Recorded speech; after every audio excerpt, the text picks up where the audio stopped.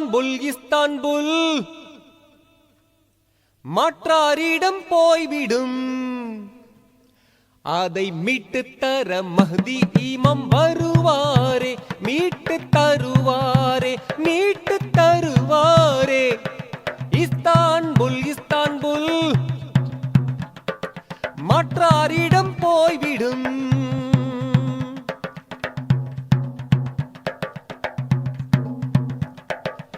உலக அழிவின் அடையாளங்கள் உலவும் உண்மை காண்கிறோம்.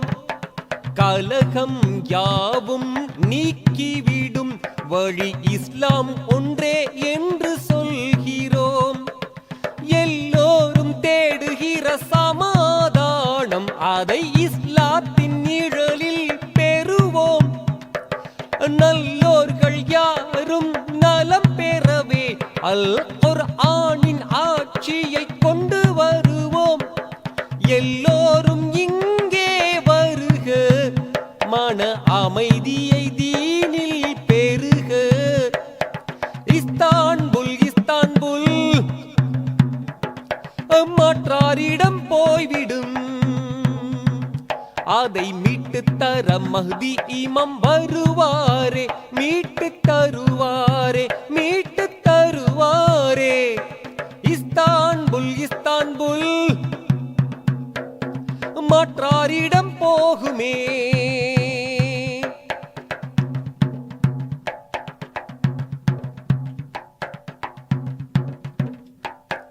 தற்போது துருக்கியர் வசமிருக்கும் இஸ்தான்புல் அந்நியரின் வசப்படும்.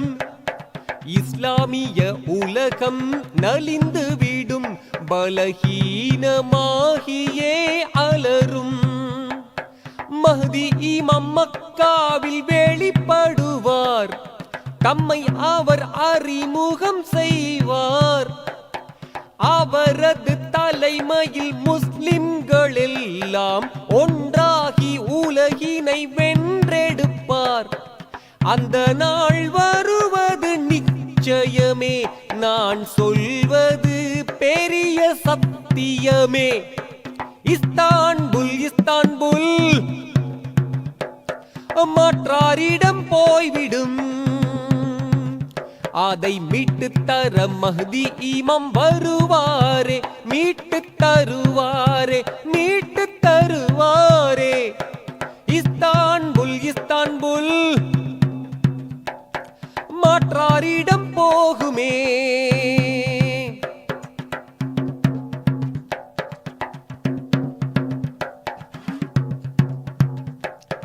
யூப்ரட்டிஸ் நதி வற்றி போய்விடும், தங்கப்பாளங்கள் அங்கே வெளியாகும். அதை கைப்பற்றிக் கொள்ளும் நோக்குடனே எதிரி படை பாய்ந்து வருமே.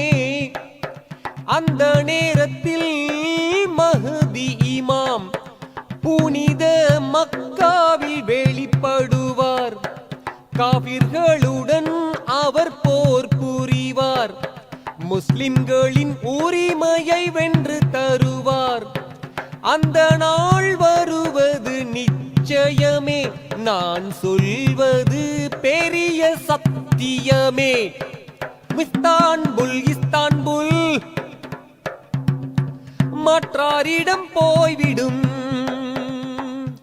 அதை மீட்டு தர மஹ்தி இமாம் வருவாரே, மீட்டு தருவார்.